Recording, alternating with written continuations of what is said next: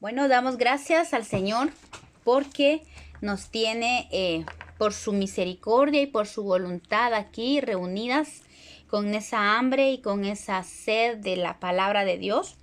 Vamos a creo que hoy vamos a terminar ya el libro de Nehemías. Hemos estado varios años estudiando estos libros preciosos de Esdras y Nehemías y han sido bendición para gloria del Señor, para nuestra vida.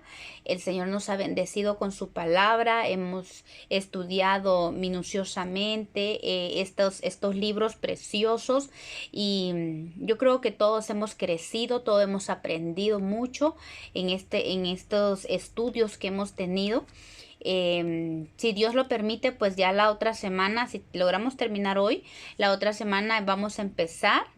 Les pido sus oraciones. Estaba el Señor poniendo en mi corazón tal vez estudiar los evangelios, pero no un evangelio específico, sino los 4 evangelios juntos, ¿verdad? Como los han puesto los 4 evangelios son 4 puntos de vista, de la vida de Jesucristo y de su ministerio. Entonces vamos a ver si empezamos a ver el Evangelio de Cristo a través de 4 ojos, ¿verdad? De 4 perspectivas como son Mateo, Marco, Lucas y Juan. Vamos a ver si los podemos estudiar al mismo tiempo, ¿verdad? Y como lo establecen algunos estudios, por ejemplo, esta Biblia que tengo yo de estudio, que es la Biblia Plenitud, tiene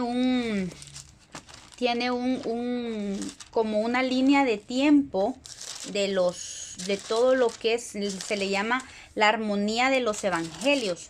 Están los evangelios por fecha, o sea, los historiadores han establecido cómo los 4 evangelios se van uniendo de acuerdo a las fechas, de acuerdo a las etapas del ministerio de Jesucristo. Entonces vamos a ver si les pido sus oraciones para que el Señor pues abra el entendimiento y podamos tomarnos el tiempo de saborear los evangelios de Cristo, de los evangelios, ¿verdad? De Cristo, porque la vida de Jesucristo y su ministerio, que es para nosotros la base de nuestro evangelio, del reino de los cielos. Así es que primeramente Dios, vamos a empezar ese estudio. Pero mientras tanto vamos a ver, vamos a tratar de terminar el libro de Nehemías. En los libros de Esdras y Nehemías, pues como hemos sabido, son libros de restauración. Hemos visto, empezamos con la historia del pueblo de Israel, cómo fue su caída, cómo fue su exilio, cómo fue el proceso de que Dios los llevó a Babilonia, cómo se dieron las profecías por los profetas desde Isaías, Jeremías y algunos otros, de cómo el cumplimiento de las profecías se dieron en la vida de este remanente que quedó de los judíos en Babilonia, y de cómo Dios cumple la profecía empezando con el rey Ciro. Increíblemente que Dios despierta primeramente a un rey que él había profetizado, que no era judío, un rey pagano, pero que él ya había profetizado de él con, no sé, como en 200 años de anticipación, cuando el profeta Isaías profetizó acerca de Ciro, creo que Isaías 52. El Señor profetiza sobre Ciro y le dice que él va a tener la orden para derribar pueblos, para levantar naciones. Increíblemente cómo la vida de Ciro queda marcada más que por su propia audacia como líder político y conquistador, más que por eso su vida queda marcada porque Dios le puso sus ojos sobre él y declaró y profetizó que él iba a ser el instrumento que Dios iba a usar para traer la libertad al pueblo de Israel, o más que todo para el pueblo judío, ¿verdad? Dios lo iba a usar como instrumento para romper las profecías, por decir así, para darle el fiel cumplimiento a esas profecías en favor de su pueblo. Yo creo que más que Ciro haya conquistado todas las conquistas y los logros y los triunfos que tuvo este rey Ciro, fueron adicionales. La verdad, su verdadero propósito era ser ese hombre que fue despertado por Dios para traer esta restauración al pueblo de Dios, al pueblo judío. Entonces vemos cómo el Señor despierta a este hombre y empieza a despertar a Zorobabel, despierta a Esdras, el sumo sacerdote, y cómo empiezan a planificar el regreso y todo. Vimos cómo todo se vino en un proceso tan precioso de la restauración que empieza con el altar, ¿verdad? Cuando Zorobabel llega y y Josué llegan a Jerusalén, empieza el proceso de la restauración y ha sido tan edificante estudiar este proceso porque hemos visto que es figura tan linda y tan especial porque es lo mismo que ha vivido la iglesia de Cristo. Hemos visto cómo Dios ha dado pinceladas de la restauración que tiene para su iglesia. Desde los años de 1800 vemos cómo la restauración ha estado tan palpitante en el corazón de Dios para con la iglesia, ¿verdad? Entonces hemos visto desde que Martín Lutero clavó sus 95 tesis que diga en aquella iglesia, vemos cómo se despertó algo que estaba dormido en la iglesia, y hemos visto cómo se han venido destellos de la restauración durante los últimos siglos, ¿verdad? Durante los últimos siglos hemos visto el despertar de la iglesia, aunque ha sido paulatino, pero hemos visto pequeños avivamientos en diferentes partes del mundo y cómo el Espíritu Santo ha venido hablando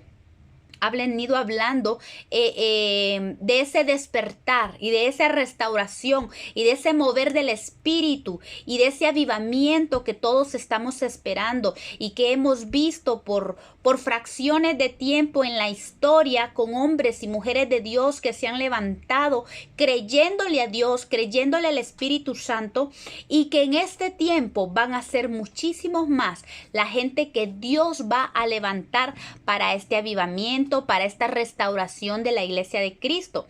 Y vimos pues en la historia de Esdras y Nehemías cómo se restauró. Lo primerito que se restauró fue el altar, la adoración, la búsqueda de Dios, fue lo primero que se restaura, los sacrificios, y empezó con el altar, luego el templo, que fue una lucha constante. La restauración siempre tiene enemigos tremendos que no están allí en contra de que la iglesia se levante, de que el pueblo de Dios se levante. Entonces se levantan esos enemigos terribles contra el pueblo de Dios. Desde que llegó Zorobabel a tierras de Jerusalén, vemos cómo los enemigos estuvieron allí viendo la manera de que no se hiciera el trabajo de la restauración que Dios estaba planificando para su pueblo, ¿verdad? Entonces vemos un transcurrir de muchos años,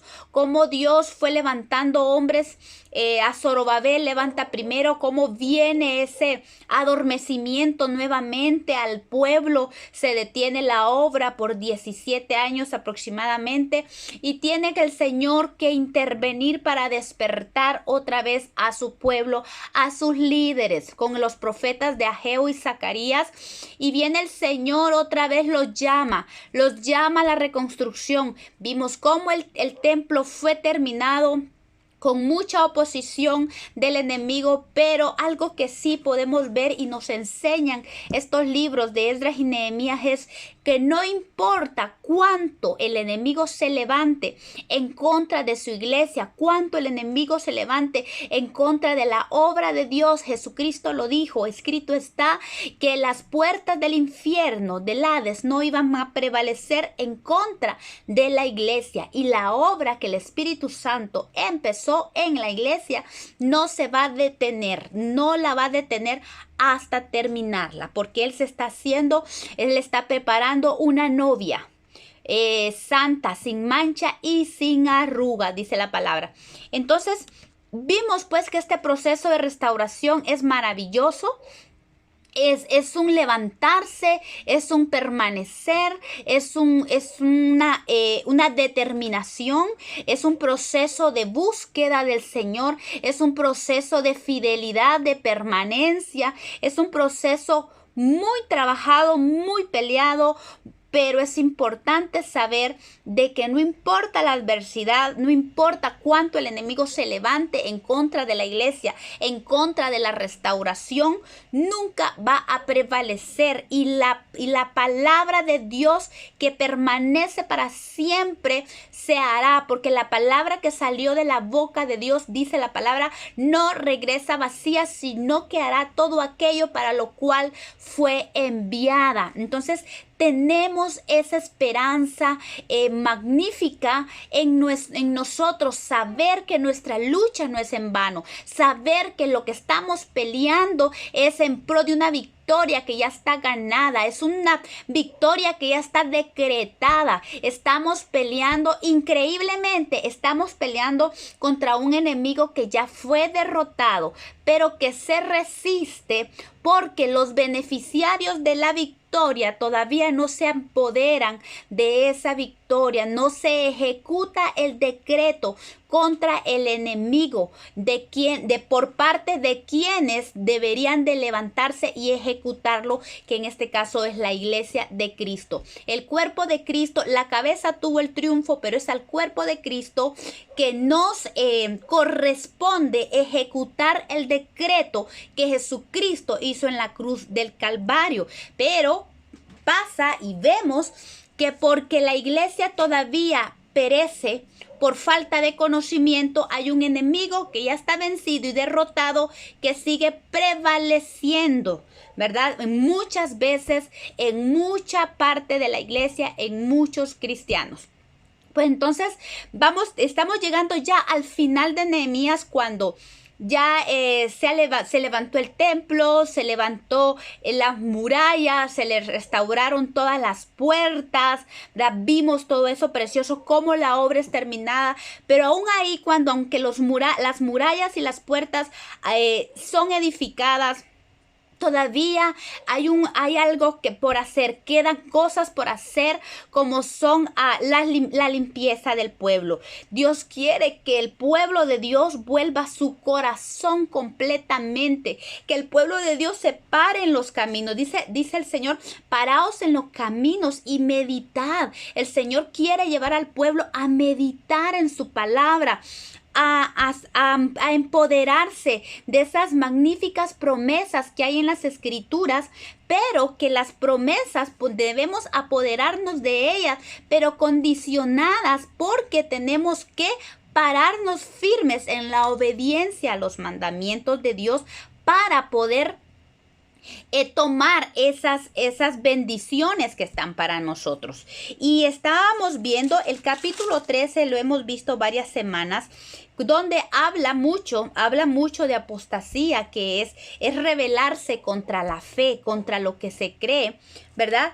Hemos visto cómo aún líderes, aquí en la historia, líderes se apostataron contra la fe y se olvidaron de su verdadera lugar, olvidaron cuál era su lugar en el pueblo de Dios. Líderes como Eliasib, que tenían que ser ejemplo para el pueblo. Y es que eso es lo tremendo, porque cuando los líderes se desvían, el pueblo también tiende a desviarse, y por eso el Señor demanda la responsabilidad y la fidelidad de los líderes de su pueblo, ¿verdad? Entonces vimos cómo Nehemías, después de haber hecho el trabajo de restauración, después de haber terminado la muralla, él regresó a Babilonia a dar reportes de todo su trabajo, pero al parecer se ausentó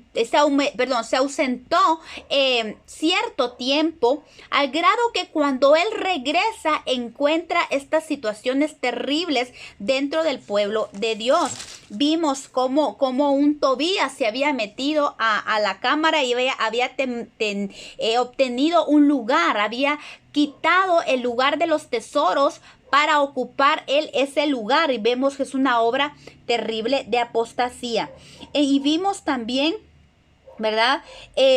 Cómo Nehemías viene a reprender duramente a los líderes, a los señores, a los padres, digamos, de las familias, que eran los príncipes del pueblo, que eran los encargados de liderar al pueblo. Entonces, vamos a empezar hoy con el verso 23 del capítulo 13. Si Dios quiere, llegamos hasta 31. Dice la palabra de Dios: vi asimismo, dice el libro de Nehemías, vi asimismo en aquellos días a judíos que habían tomado mujeres de Asdod, amonitas y moabitas. Y la mitad de sus hijos hablaban la lengua de Asdod, porque no sabían hablar judaico, sino que hablaban conforme a la lengua de cada pueblo. Vamos a dejar allí. Vemos que el tiempo que Nehemías estuvo fuera, no cabe duda, no fue tan poco, no fue tan corto, porque vemos judíos que habían tomado mujeres de los pueblos y ya tenían hijos. Entonces, eso me da a entender que Nehemías no fue a Babilonia por 1 o 2 años, fue, no sé, tal vez 5 aproximadamente, porque cuando él regresa ya los niños hablaban, y no hablaban la lengua judaica, sino que hablaban la lengua de los pueblos, de la lengua de cada pueblo, dice. Entonces vemos interesante que aquí habla de 3 grupos, habla de Asdod, amonitas y moabitas, ¿verdad? Ya hemos hablado de los moabitas y los amonitas, pero ahora se une un nuevo grupo que son los de Asdod. Asdod, increíblemente, es tremendo porque la palabra Asdod significa, o el nombre Asdod significa devastador, asolador, que derriba, que despoja, que destruye, que devasta, que oprime, que roba, que saquea y que mata. Según el diccionario, dice que devastador es aquello que devasta, arrasa, aniquila, es imparable y rotundo y que no da lugar a réplicas. Miren qué terrible era. Ya hemos hablado de los otros enemigos, de los moabitas y los amonitas. Y según la historia de la Biblia, encontramos que Asdod era un pueblo donde habían vivido primero los anaseos, ¿verdad? En tiempos de Josué, eso lo vemos en Josué capítulo 11, verso 22, dice que en Asdod vivían los anaseos, los hijos de Anac, que eran gigantes en la tierra. Y Anac significa collar, es como un lazo en el cuello, no collar de adorno, sino que un collar es un lazo como si estrangulara, dice eso, o sea, es una atadura al cuello para matar. Eso eran los hijos de Anac, eso representa Anac. Y también, según 1 Samuel capítulo 5, verso 1, dice que en Asdod vivían también los filisteos, ¿verdad? Para el tiempo de Samuel. Ellos representan, pues espiritualmente hemos visto que representan la envidia entre hermanos. Entonces, este pueblo de Asdod, que se empezó a mezclar con los judíos, pues es un enemigo tremendo, es un enemigo devastador. Como les dije, ya habíamos hablado de estos enemigos terribles del pueblo de Dios, como son los moabitas y los amonitas. Y ahora, igual que en tiempos cuando los muros empezaban a edificarse y los portillos a cerrarse, apareció este nuevo enemigo que eran los de Asdod. Eso lo vimos en Nehemías capítulo 4, verso 7, cuando se levantaron estos enemigos moabitas y amonitas y los de Asdod. Incluso se levantaron unos árabes también. Aquí aparecen los de Asdod y ahora nuevamente están apareciendo, ahora ya de otra manera, ya no se están oponiendo a la reconstrucción, obviamente ya estaban construidos los muros, ya estaban levantadas las puertas. Ahora la estrategia es diferente. Ahora lo que hacen es meter a sus mujeres para destruir el linaje de Israel, devastar. Recordemos, la intención de este enemigo es devastar, es aniquilar, es arrasar, es destruir todo lo que encuentre de Dios en el pueblo. Entonces, tres grandes enemigos estaban metidos en este momento de la historia de Nehemías. Los de Asdod, los moabitas y los amonitas estaban metidos en el pueblo cuando Nehemías, y ahora figurativamente también están metidos en la iglesia, y la iglesia tiene que aprender cómo luchar contra ellos. Son enemigos terribles, tremendos, pero el pueblo del último tiempo, que somos nosotros, consideramos nosotros por todo lo que nosotros vemos, ¿verdad? Y por todas las profecías, este pueblo, el pueblo de Dios de este tiempo, tenemos la responsabilidad de enfrentarlos, y no solo enfrentarlos, derribarlos, porque como ellos ya están vencidos, pero siguen prevaleciendo. ¿Por qué? Porque nosotros como iglesia todavía nos está costando tomar el lugar que nos corresponde como cuerpo de Cristo y ejecutar el decreto de la cruz. Y tenemos la responsabilidad de derribarlos. ¿Cómo lo vamos a hacer? Por medio del Espíritu Santo de Dios. ¿Por qué? Porque Dios viene, Jesús viene por una amada. La amada del Cordero tiene que estar llena de santidad, porque Jesús no va a venir por una iglesia contaminada. Él no viene por una novia sucia, no viene por una novia devastada, contaminada, llena de envidia, llena de podredumbre, llena de carnalidad. Jesús viene por una novia llena de santidad, vestida con una vestidura de santidad, sin mancha y sin arruga. Eso es lo que espera el Señor. Por eso el Espíritu Santo está trabajando en la iglesia.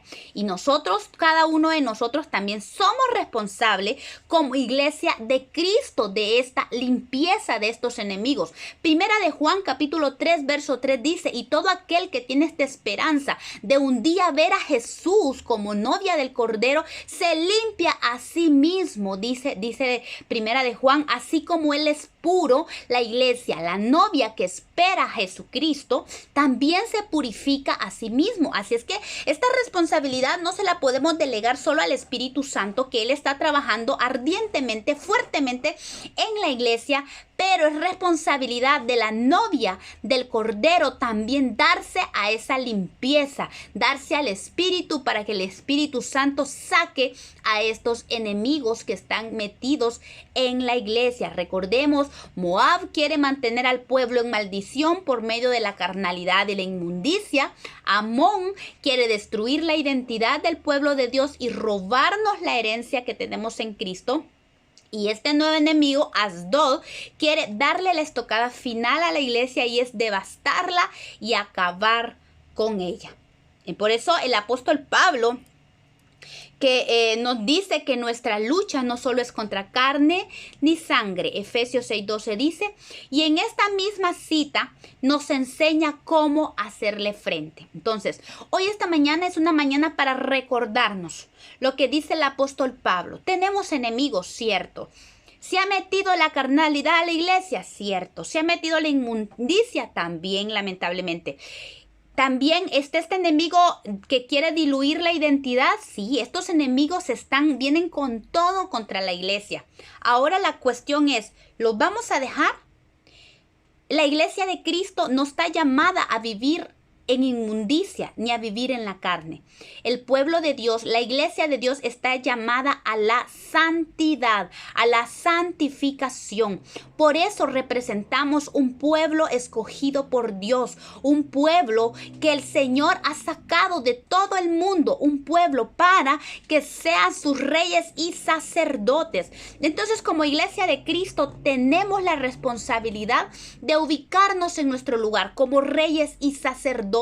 La iglesia estamos aquí en la tierra como iglesia para declarar las virtudes de aquel que nos llamó de las tinieblas a su luz admirable. El mundo debiera ver la luz de Cristo reflejada en nosotros como iglesia. Jesús dijo: vosotros sois la luz del mundo, sois la sal de la tierra. Increíblemente, de nosotros depende la corrupción que este pueblo, este mundo está teniendo.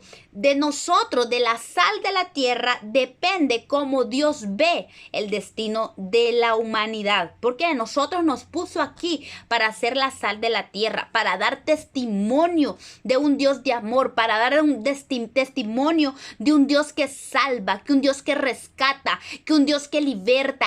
Esa es la imagen de la que la iglesia debiera presentar al mundo. Un mundo que perece, un mundo que está en confusión. Es la iglesia la que debería ser esa luz. El mundo debería venir a la iglesia por respuestas. El mundo debería venir, venir a buscar la salvación y la santidad para huir del pecado, ¿verdad? Pero estamos viendo que la iglesia está en proceso. La iglesia entró en el proceso de la santificación. Estamos en el tiempo, ahí sí que como figura de la fiesta de la expiación, la iglesia está en ese tiempo. La iglesia está siendo expiada, está siendo limpiada por Dios. Y aunque la carnalidad quiera prevalecer, va a tener que huir, porque el pueblo de Dios va a pararse firme y va a creerle a Dios. Estamos orando, creo que estamos mucho pueblo orando para que las promesas de Dios sean cumplidas en la iglesia, porque el mundo necesita a la iglesia libre de carnalidad, libre de inmundicia, una iglesia que sepa quién es en el Señor, una iglesia que sepa su herencia y que sepa la esperanza que ha sido llamada, una iglesia que no se deje devastar, sino que ella venga y destruya, como dice la palabra de Dios, que la orden de Dios fue dada, que la iglesia tiene que destruir toda la obra del enemigo, porque para eso apareció Cristo. Por eso es importante que no dejemos de predicar la palabra, no dejemos de animar a nuestros hermanos, que nos preocupemos primeramente por nuestra propia vida, de que esté limpia, de que nos limpiemos, sigamos limpiándonos. Jesús dijo, la palabra de Dios dice, el que esté limpio, límpiese más. Necesitamos ser limpiados más, y en ese caminar que nosotros nos estamos limpiando, también estamos llevando a nuestros hermanos a esa limpieza. ¿Por qué? Porque encontramos en la palabra la manera en que nosotros debemos limpiarnos y en que la manera en que debemos permanecer. Recordemos, Jesús dijo, el que permanezca hasta el fin, ese será salvo. ¿Qué significa? Que son los que llegan hasta el fin, los que permanecen. Todo aquel que permanece en Cristo es porque está marcado para llegar hasta el fin. Tenemos que prevalecer hasta el fin. Los salvos son los que permanecen, ¿verdad? No es tanto que hay que permanecer para ser salvos, son los salvos los que prevalecen y permanecen hasta el fin. Entonces, en Efesios capítulo 6, que es un verso, es texto tan conocido, vemos cómo el apóstol Pablo nos enseña de una lucha espiritual que tiene la iglesia. Hablando de los enemigos que tenemos, yo considero, y según esta escritura de Nehemías, estos tres enemigos, vemos al final de Nehemías, que es, digamos que es la figura de todo lo que es la restauración. Entonces podemos decir que también al final de la iglesia, estos son los tres enemigos que van a estar prevaleciendo, van a estar metidos en la iglesia. Y si nosotros vemos la iglesia y le pasamos un poquito la radiografía, vamos a ver que sí, estos tres enemigos los estamos encontrando en medio de la iglesia. Pero ¿qué dice el apóstol Pablo? ¿Cómo podemos hacerle frente a estos enemigos? Cuando lo vemos desde este punto de vista, porque muchas veces hemos tomado este texto para la lucha espiritual, para la lucha, para interceder, para pararnos frente al enemigo, para hacer guerra espiritual. Pero La palabra de Dios es viva y eficaz, no solo para hacer guerra espiritual, porque entonces alguien diría, ok, yo no soy intercesora, yo no hago lucha espiritual, entonces pues este verso no es para mí. No, todo lo contrario. Esta palabra de Dios no solo sirve para luchar, sino también para entender que esta armadura no es algo que usted se la ponga y se la quite luego. Ya peleé, ahora me la quito, voy a descansar un poco. Y porque, perdón, pesa o algo así. Esta armadura, vamos a ir viendo cómo la palabra de Dios dice que esta armadura es un estado, una condición en la que debe permanecer la iglesia. Efesios capítulo 6, verso 10, el Señor habla de que primero nos debemos fortalecer en el Señor y en el poder de su fuerza. Y esto es muy importante. ¿Cómo se hace eso? Cuando habla de la fuerza de Dios, estamos hablando del Espíritu Santo en acción. Colosenses 1:29 dice el apóstol Pablo, por lo cual yo también trabajo, luchando según la potencia de Él, la cual actúa poderosamente en mí. El apóstol Pablo hace mención a la potencia de Dios que actúa en él, que él dice que él no trabaja ni lucha por sus propias fuerzas, sino que lo hace en la potencia de Dios. Pablo había entendido que él por sus propias fuerzas, él podría ser muy listo, un doctor en la ley, pero era el Espíritu Santo que obraba en él. Era el que hacía la obra. En 1 Corintios, el apóstol Pablo les dice a los corintios, yo no vine a ustedes con palabras de sabiduría humana, palabras elocuentes, yo vine con humildad, con palabras sencillas, pero con demostración del poder del Espíritu Santo. Eso nos da a entender que nosotros podemos vestirnos según nosotros con la armadura de Dios, pero si no nos fortalecemos en el Señor y en el poder de su fuerza, necesitamos esto primero, el ser revestidos, el ser fortalecidos con el poder de su fuerza. Entonces vamos a poder usar bien la armadura de Dios. Primero tenemos que ser fortalecidos, conocer el poder del Espíritu Santo que está disponible para nosotros. Lo que está pasando ahorita en el pueblo de Dios es que muchas veces no nos damos cuenta el poder precioso que está en nosotros. Y miren qué tremendo, porque la palabra de Dios dice que el Espíritu Santo está en nosotros, o sea, está dentro de nosotros, está alrededor de nosotros, está sobre nosotros, o sea, por donde usted mira, el Espíritu Santo está en nosotros. Ahora, la cuestión es, ¿qué está pasando con este poder? Si este mismo Espíritu Santo, si esta potencia de Dios que habitaba en Pablo está en usted y está en mí y está en todo cristiano, ¿por qué están aún estos enemigos metidos en la iglesia? Esta es la razón, porque no todos estamos entendidos de lo que representa tener al Espíritu Santo a nuestro favor. Mucho pueblo de Dios, el apóstol Pablo enseña en Colosenses y dice que nosotros contristamos al Espíritu Santo. Muchos tenemos al Espíritu Santo contristado en nuestra vida. No lo dejamos actuar. ¿Por qué? Por las obras de la carne, por el pecado en nosotros. Eso hace que el Espíritu Santo se mantenga contristado y entonces se evita que el poder de Dios sea activado en cada cristiano. Y la incredulidad es uno de los pecados más tremendos que están hoy en la iglesia. En este tiempo de la tecnología, en este tiempo de la razón, en este tiempo de la lógica, no cabe el hecho de un Dios todopoderoso, un Dios que actúa en lo sobrenatural. Ahora muy poco pueblo está gozando de la bendición del hablar en lenguas, de ser activados por ese Espíritu Santo de Dios. Mucho pueblo deja de saborear las riquezas de la gloria. ¿Por qué? Porque no se ha fortalecido en el Señor y en el poder de su fuerza. La palabra de Dios dice que la palabra potencia en el griego es dunamis. que significa fuerza, poder, eficacia. De aquí viene la palabra dinamita, algo poderoso, algo que explota. También viene de la palabra energía, que significa eficacia, energía y poder. Esto es lo que nosotros tenemos disponible para nosotros. Y es que en realidad a veces no cabe en nuestra mente el saber que el poder que creó el universo completo, que creó el cielo, la tierra, todo lo que vemos esté en nosotros y esté disponible para nosotros.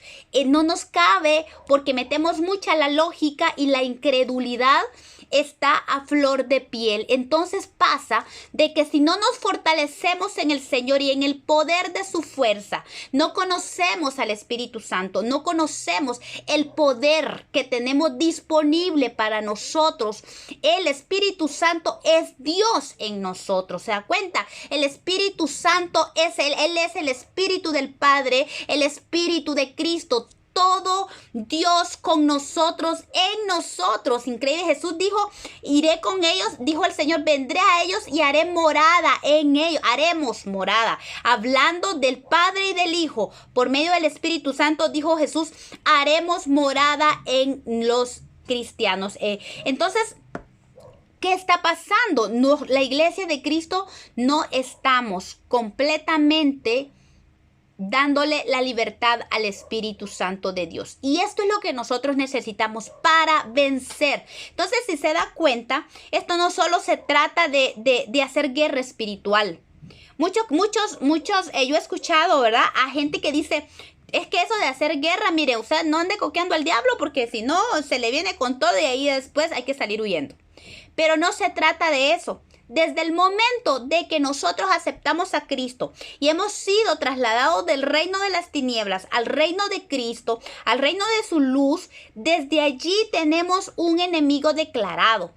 Se meta usted o no se meta a guerra espiritual, el enemigo va a ser siempre su enemigo. Nunca Satanás va a estar de su lado, nunca él ni sus huestes estarán de su lado, jamás. Quiera o no, usted o no, que lo quiera, usted está en guerra. Usted se pasó al bando contrario de Satanás y él siempre va a estar en guerra con usted. Así es que, ¿qué le queda a la iglesia? Le quiera o no, tiene que fortalecerse en el Señor y en el poder de su fuerza. Importante, si no conoce el poder que tiene a su favor, jamás va a poder pelear de la forma correcta. Siempre va a tener victorias a medias, tal vez, si es que llega a tener victorias, o va a usar de una manera no adecuada las armas del Espíritu, ¿verdad?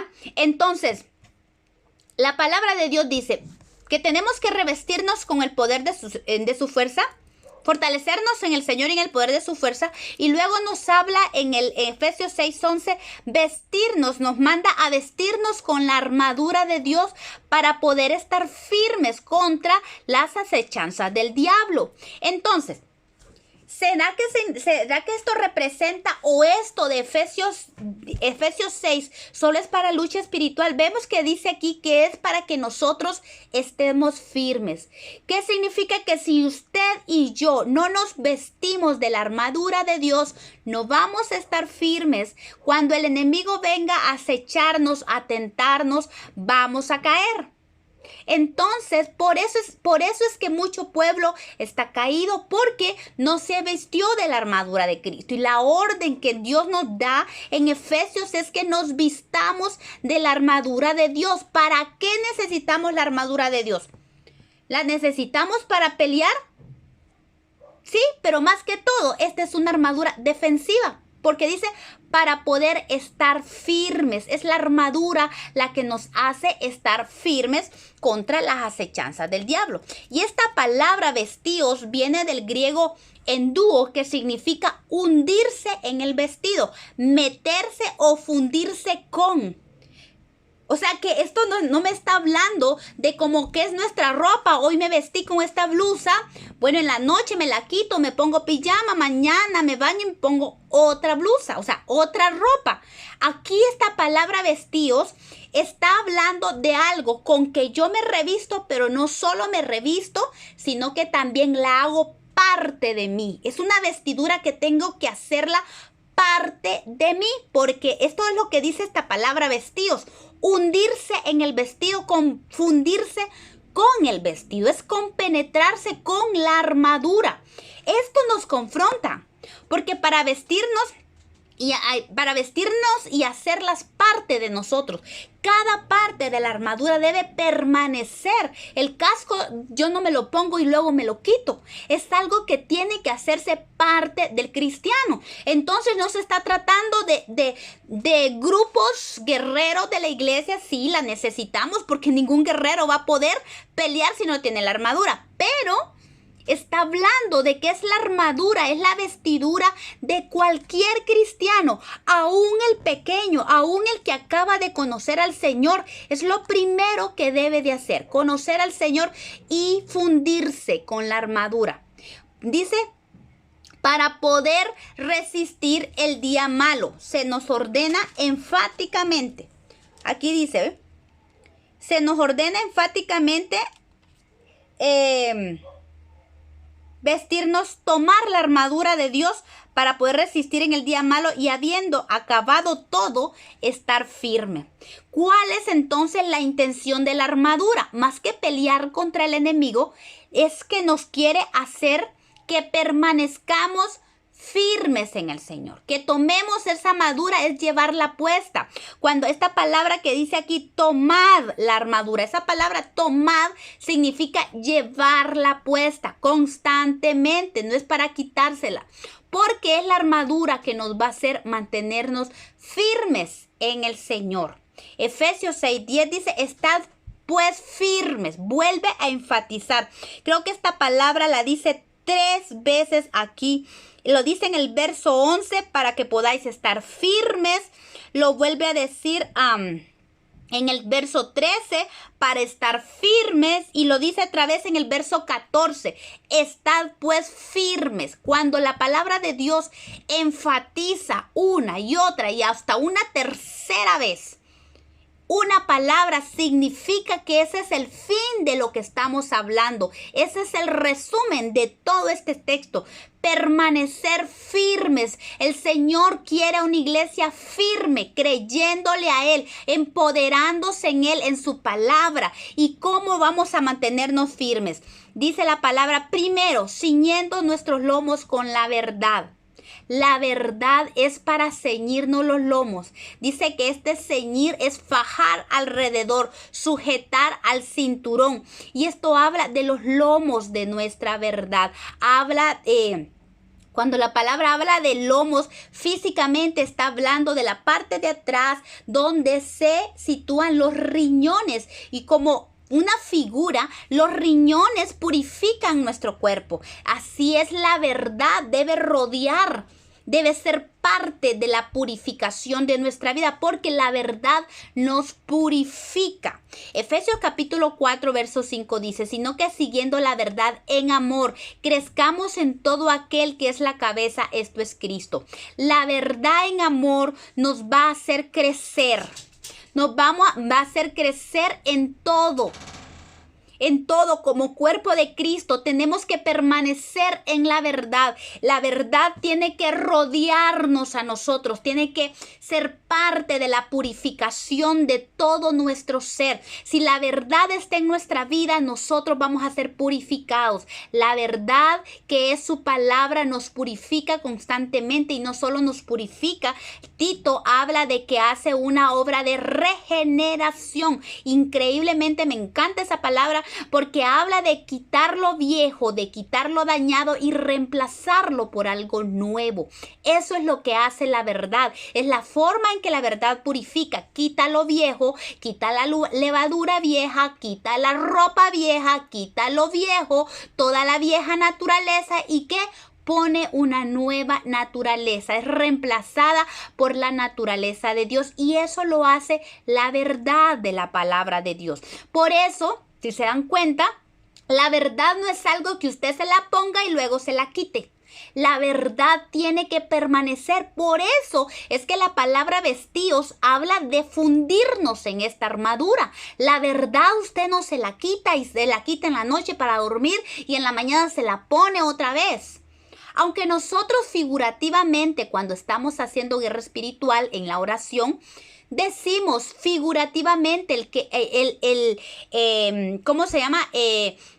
Aseguramos que estemos vestidos de la palabra de Dios y lo decimos para confirmar que esa palabra, para declarar más que todo, es una declaración que el enemigo sepa que nosotros estamos vestidos con la armadura de Dios. Es una forma de declarar en la oración, pero no significa que usted y yo por la mañana nos pongamos la armadura de Dios. Esta armadura de Dios tiene que estar en nosotros, metida, fundida en nosotros. La verdad, no podemos apartarnos de la verdad. Si nosotros nos apartamos de la verdad, de veras, nos va mal, nos va, ¿cómo se llama?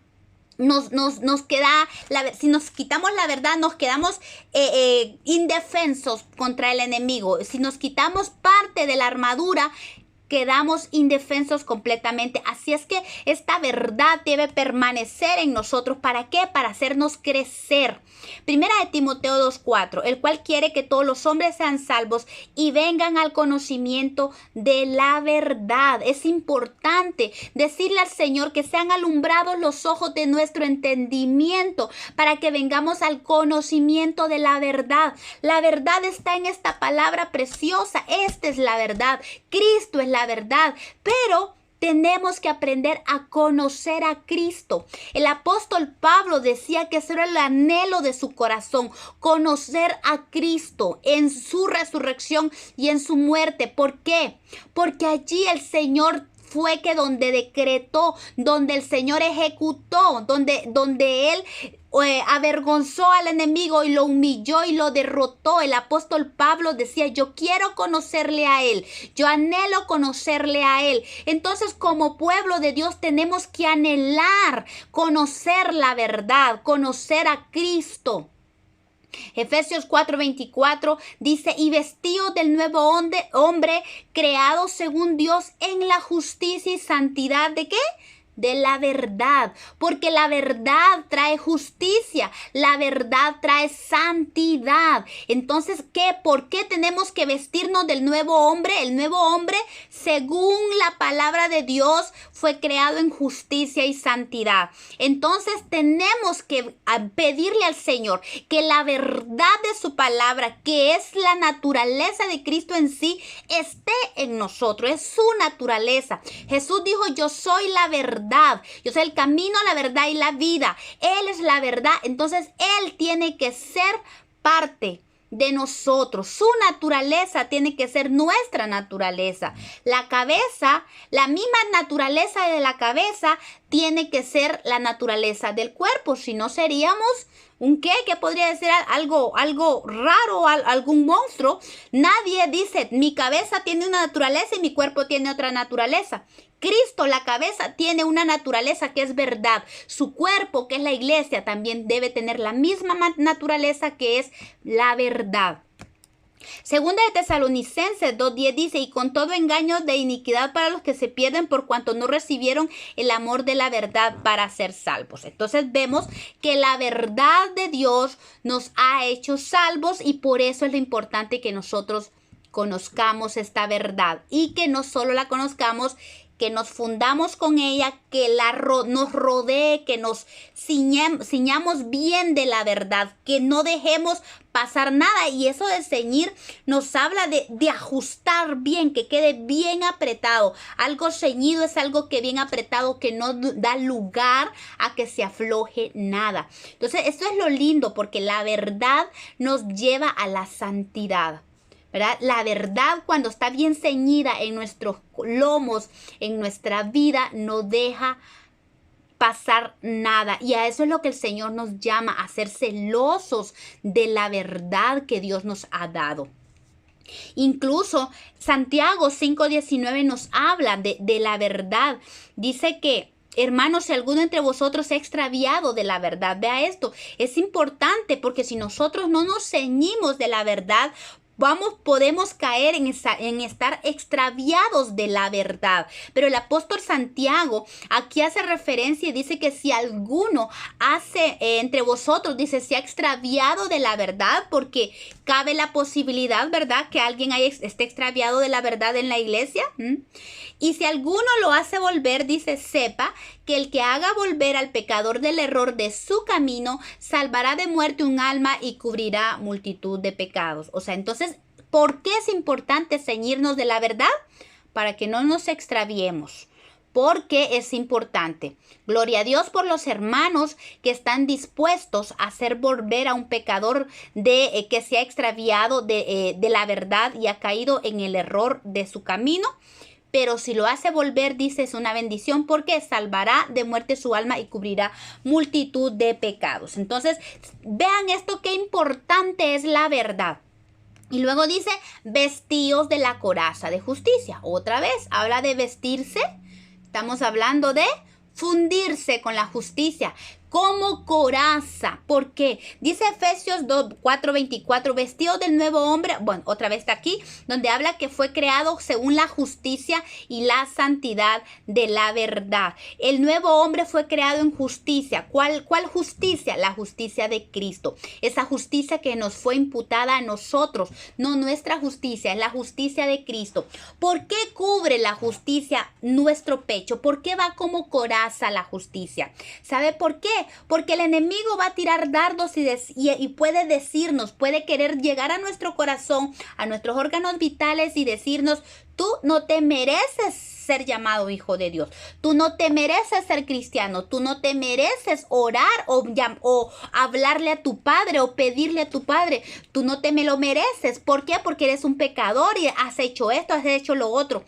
Y el enemigo puede que tenga razón, pero por eso está la justicia de Cristo y por eso nos cubre. Cuando la justicia de Cristo está sobre nosotros, es esa justicia, es su sangre derramada en nosotros, no nos puede llegar al corazón. ¿Por qué? No nos daña el enemigo cuando nosotros tenemos la coraza de justicia. Porque nosotros reconocemos que aunque el enemigo tenga razón, que nosotros no merecemos nada de parte de Dios, tenemos sobre nosotros la justicia de Cristo que nos fue imputada delante del Padre, y al Padre no mira nuestra justicia, sino que mira la justicia de Cristo. Por eso, cuando nosotros venimos delante del Padre, no tenemos que venir con nuestra propia justicia, sino que tenemos que venir con la justicia de Cristo. Dice Romanos 5:17, pues si por la transgresión de uno solo reinó la muerte, mucho más reinarán en vida por uno solo, Jesucristo, los que reciben la abundancia de la gracia y el don de la justicia.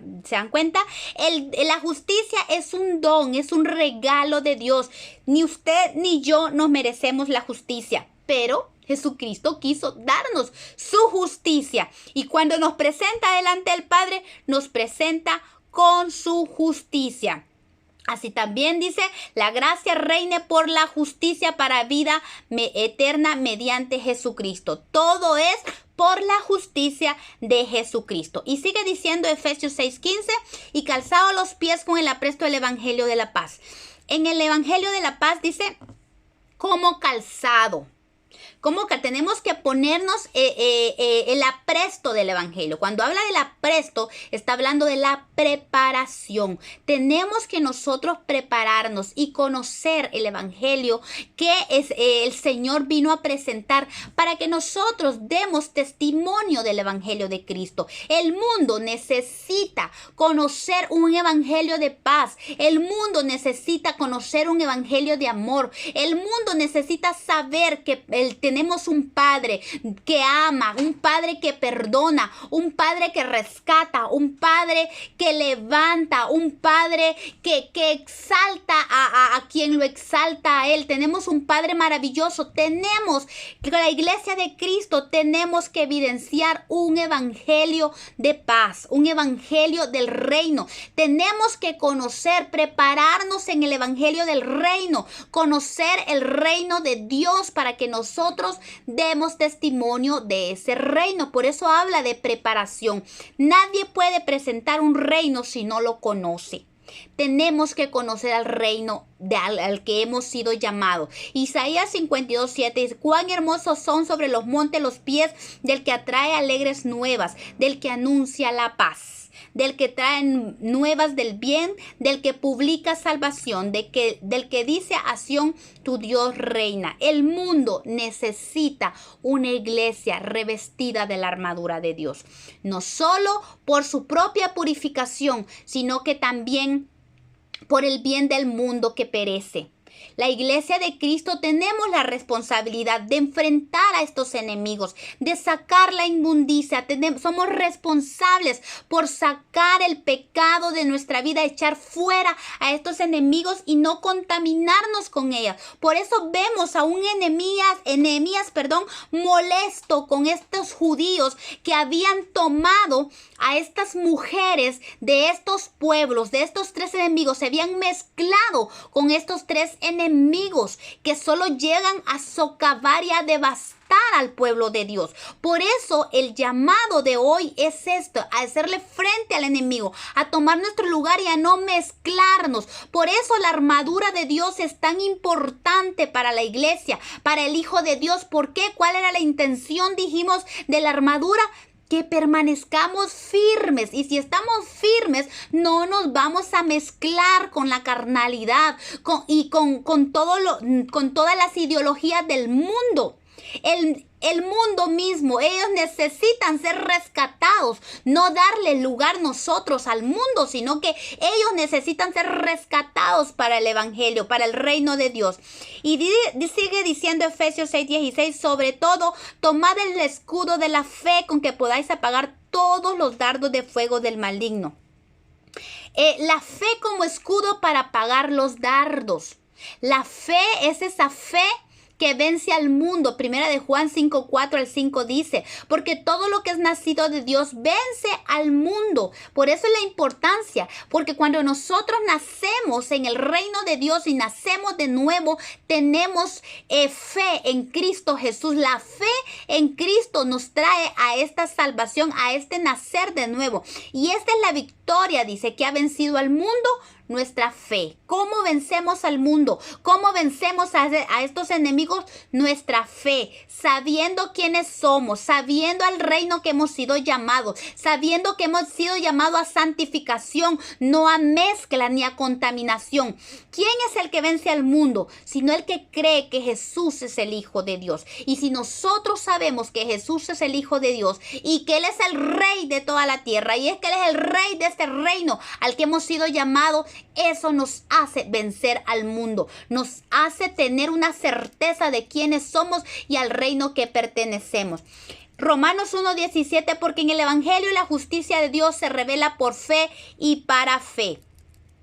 Como está escrito: mas el justo por la fe vivirá. Y esto va unida, la fe va unida a la justicia, porque no es por nuestra justicia, ni siquiera es por nuestra fe, es la fe de Cristo en nosotros. A Abraham dice que por la fe le fue contada por justicia. Entonces, qué lindo es ver que la fe de Cristo que produce en nosotros nos hace vencer al enemigo, nos hace vencer al mundo.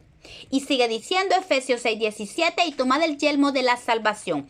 El yelmo de la salvación es el yelmo de la esperanza de la salvación. Primera Tesalonicenses 5:8 habla de esto. Dice: habiéndonos vestidos con la coraza de fe y de amor, y con la esperanza de salvación como yelmo. No solamente es la salvación, es la esperanza de la salvación. Por eso la palabra de Dios en varios versos, por ejemplo en Romanos 12:12 dice que debemos estar gozosos en la esperanza. Es la esperanza de la salvación. ¿A qué hemos sido llamados? ¿Por qué hemos sido salvos? ¿Cuál es el propósito de Dios para hacernos salvos? ¿Cuál es la esperanza? Dice en Efesios: ¿a qué hemos sido llamados? Tenemos que conocer esa esperanza. El Señor quiere que nosotros aprendamos a conocer quiénes somos, a que tengamos esa identidad bien firme en nosotros. Por eso dice que nos debemos de gozar en la esperanza, de de quiénes somos y a qué hemos sido llamados a una vida eterna. Gálatas 5:5 dice, pues nosotros por el Espíritu aguardamos por la fe la esperanza de la justicia. Romanos 8:24, porque en esperanza fuiste salvos. Miren qué lindo, esta esperanza nos trae salvación, es la esperanza de la salvación. Tito 3:7 dice, para que justificados por su gracia viniésemos a ser herederos conforme a la esperanza de la vida eterna. Esta es la esperanza, el saber a qué hemos sido llamados, conocer la herencia que tenemos con todos los santos, cuáles son las riquezas de su gloria. Es la herencia de nosotros, el conocer. Cuando nosotros sellamos esta salvación, ¿y por qué va en la cabeza? Porque aquí es donde el razonamiento nos evita tomar nuestro lugar en el reino de Dios. Cuando la esperanza de vida, la esperanza de la salvación, la esperanza de la herencia que tenemos en Cristo se nos planta en nuestra mente y nuestros pensamientos son transformados y renovados por esta esperanza, nosotros ocupamos nuestro lugar y vamos a ser lo que Dios quiere que seamos en Cristo Jesús. Por eso tiene que ser yelmo en la cabeza y no nos la podemos quitar la esperanza. Si nosotros nos quitamos la esperanza, de verdad el enemigo hace y deshace con nosotros. La esperanza, ¿saben cuál es lo más triste del infierno? Escuchaba un testimonio. ¿Sabe lo que no hay en el infierno? Esperanza. El que llegó al infierno ya no tiene esperanza, tendrá sufrimiento eterno. La esperanza no existe allí. Por eso se nos ha dado a nosotros una esperanza de salvación y debe estar sobre nuestra cabeza, gobernando nuestros pensamientos, ¿verdad? Tomando control de lo que somos y dándonos la identidad que solo lo podemos tener en Cristo. Hebreos 3:6 dice, pero Cristo como hijo sobre su casa, la cual casa somos nosotros si retenemos firmes hasta el fin la confianza y el gloriarnos en la esperanza. El Señor espera que nosotros retengamos firmes esta confianza y que nos gloriemos en la esperanza que hemos recibido en Cristo. Y luego dice la espada del Espíritu, que es la palabra de Dios. La palabra de Dios tenemos que tenerla como espada. Este es uno de los de la parte de la armadura de Dios que es ofensiva. Todos los demás que acabamos de ver son defensivos, son para protegernos a nosotros. La espada es la espada, esta espada es la parte de la armadura que es ofensiva, aunque es una espada física, puede ser de corto alcance, mas la palabra de Dios no tiene limitaciones. Hebreos 4:12 al 13 dice, porque la palabra de Dios es viva y eficaz, y más cortante que toda espada de dos filos, penetra hasta partir el alma y el espíritu, las coyunturas y los tuétanos, y discierne los pensamientos y las intenciones del corazón, y no hay cosa creada que no sea manifiesta en su presencia, antes bien todas las cosas están desnudas y abiertas a los ojos de aquel a quien tenemos que dar cuenta. Entonces la palabra de Dios penetra, por eso es que debe de abundar. En Colosenses dice que la palabra de Dios abunde en vuestros corazones, porque la palabra de Dios son esos ríos de agua viva que deben de fluir en nosotros. Esa palabra tiene que permanecer. Jesús dijo que el hombre sabio del buen tesoro de su corazón saca sus tesoros, ¿verdad? Entonces tenemos que depositar, aquí están nuestros tesoros en nuestro corazón, este cofre de tesoros, y es la palabra, por eso debe abundar en nosotros. Por eso es importante que el Hijo de Dios se absorba esta palabra, porque cuando nos toca pelear y atacar al enemigo es con la palabra. Recordemos cómo lo hizo Jesús. Jesús usó la espada. Jesucristo le dijo al enemigo, escrito está. Escrito está, escrito está. Jesús usó la palabra y el enemigo vemos que no pudo hacer nada contra la espada que Jesús utilizó contra él. Él nos dio ejemplo de cómo usar la espada. Escrito está. Por eso es importante que nosotros nos alimentemos a diario, día y noche si es posible. El Señor le dijo a a Josué que no se aparte este libro de la ley, ni a diestra ni a siniestra. Tiene que estar con nosotros en todo instante, alimentarnos profundamente de la palabra. Y Efesios 6:18 dice, orando en todo tiempo con toda oración y súplica en el Espíritu y velando en ello con toda perseverancia y súplica por todos los santos. Esto habla de la oración y de la súplica en el Espíritu. Y esta es la séptima parte de esta armadura. La espada, si lo vemos físicamente, tiene de corto alcance, pero la oración es un misil de largo alcance.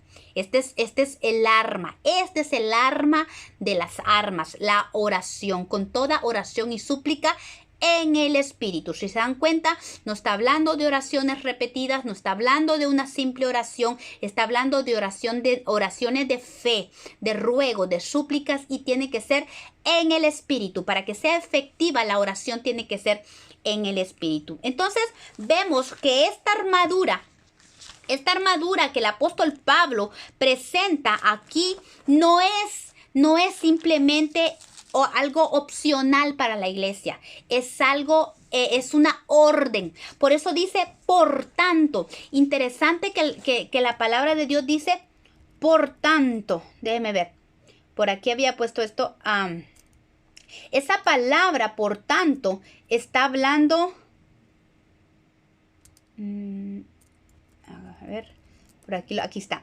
Por tanto significa por consiguiente, por lo que antes se ha dicho, por el motivo o por las razones que acaban de hablarse. Tenemos lucha fuerte, tenemos enemigos. Ahorita, al igual que Nehemías, en el últimos versos de su libro, la lucha fue con estos tres enemigos. Nosotros tenemos lucha constante con estos enemigos. Y como iglesia de Cristo tenemos que vestirnos. Así es que no es opcional, es una orden. Por lo tanto, ejecútese. Es una orden legal, es una expresión legal que habla por lo tanto. Eso habla por consiguiente, porque tenemos lucha tremenda contra estos enemigos, tenemos que vestirnos, no es opcional.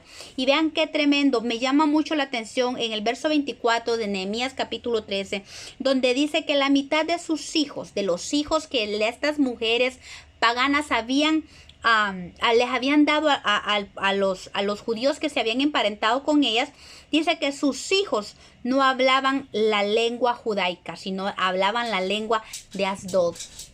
Y la lengua de Asdod es devastación. Y eso es bien preocupante, porque ¿qué tipo de lenguaje está hablando la iglesia de Cristo? ¿Qué tipo de lenguaje está produciendo estos enemigos en el pueblo de Cristo? Está produciendo un lenguaje donde la inmundicia y la carnalidad es normal. Está hablando un lenguaje del mundo metido en la iglesia, y eso no puede ser posible. Por eso Nehemías, ya no alcanzamos a terminar, pero la verdad es que es importante ver, vamos a ir viendo cómo Nehemías desarrolló un celo por el Señor y por su pueblo tremendo. Y ese es el mismo celo que debe haber en nosotros. No podemos permitir que nuestros hijos o nuestro pueblo, ¿verdad?, esté hablando el lenguaje del mundo, el lenguaje del devastador. El lenguaje que habla un mundo que perece, un mundo que va directo a la devastación. Y ese lenguaje no puede estar a ser hablado en la iglesia. En la iglesia, dentro del cuerpo de Cristo, tiene que haber un lenguaje del reino, un lenguaje del Espíritu. Ese es el que debemos hablar, todo hijo de Dios. La iglesia tiene que hablar un lenguaje de amor, un lenguaje de esperanza, un lenguaje de paz, un lenguaje de santidad, de purificación. Ese es el lenguaje del reino. Ese es el lenguaje que nosotros tenemos que hablar. No debemos permitir este tipo de lenguaje. El lenguaje de la lengua de Asdod, dice acá, y el Señor de verdad le duele en su corazón, así como Nehemías es una figura del Espíritu Santo, y así como a Nehemías le dio tanto celo y tanto ardor en su corazón el ver la contaminación que estaba en el pueblo, así es el Espíritu Santo. Se duele en su corazón ver que los hijos de Dios, los hijos de la promesa, están hablando el lenguaje del devastador. Así es que esta mañana orémosle al Señor. tomemos esta armadura y que se penetre en cada uno de nosotros para que hagamos que el reino de Dios se establezca en la tierra. Clamemos para que el reino de Dios se establezca, y no solamente que clamemos en oración, sino que vistiéndonos de esta armadura, que esta armadura se haga parte de nosotros. Cuando nosotros hacemos eso, le estamos diciendo al Señor: venga tu reino, establece tu reino y hágase tu voluntad. Yo estoy dispuesto a santificarme y a buscarte con todo mi corazón. Así es que hoy este mensaje es un mensaje alentador, es un mensaje de confrontación también, donde es necesario que el pueblo de Dios tome la armadura de Dios. Si alguien que escucha hoy este mensaje y está viendo que no se ha vestido de la armadura porque pensó que era para lucha espiritual, porque pensó que era para pelear en oración, se equivocó. Es tiempo de que nos pongamos la armadura. No es una sugerencia, es una orden para el pueblo de Dios. Así es que si como hijo de Dios no te has puesto la armadura, hoy es el día que le digas al Señor: yo quiero esta armadura, y no solo la quiero sobrepuesta, la quiero impregnada en mi vida. Y si tú no eres hijo de Dios, hay un evangelio de esperanza, hay promesas hermosas, hay una herencia eterna, hay una verdad que Dios estableció, hay una redención extraordinaria que está para los hijos de Dios. Así es que hoy yo te animo, de verdad, ven al Señor. El Señor está buscando un pueblo que le ame, está buscando hombres y mujeres determinadas a buscarlo, a hacerlo su Señor y su Dios. Así es que hoy yo te digo, de veras, busca al Señor. Es tiempo de buscar a Dios. Los tiempos no están fáciles, son tiempos duros, y así es que yo te animo hoy: busca al Señor, ven al Señor. Si en tu corazón quieres abrirle tu corazón al Señor y decirle que te haga, quieres hacerlo su Señor, quieres que Él sea tu Dios, quieres que sea tu Salvador, abre tu corazón, cierra tus ojos y dile al Señor: Señor Jesús, reconozco que soy pecador, reconozco que he pecado contra ti, que no he caminado conforme a tu palabra. Yo quiero ser rescatado, yo quiero ser parte de este reino tuyo. Yo hoy te pido que perdones mis pecados, me arrepiento con todo mi corazón y recibo tu perdón. Padre, en el nombre de Jesús, reconozco que Jesús es el Señor, que Jesús es el Hijo de Dios, y reconozco que Él murió por mí. Escribe mi nombre en el libro de la vida del Cordero y sé mi Señor. Gracias, Señor. Amén. Si tú hiciste esta oración esta mañana o en cualquier momento que tú escuches este mensaje, busca al Señor, congrégate, busca gente que esté en el mismo sentir. Amén. Dios te bendiga y hasta la próxima.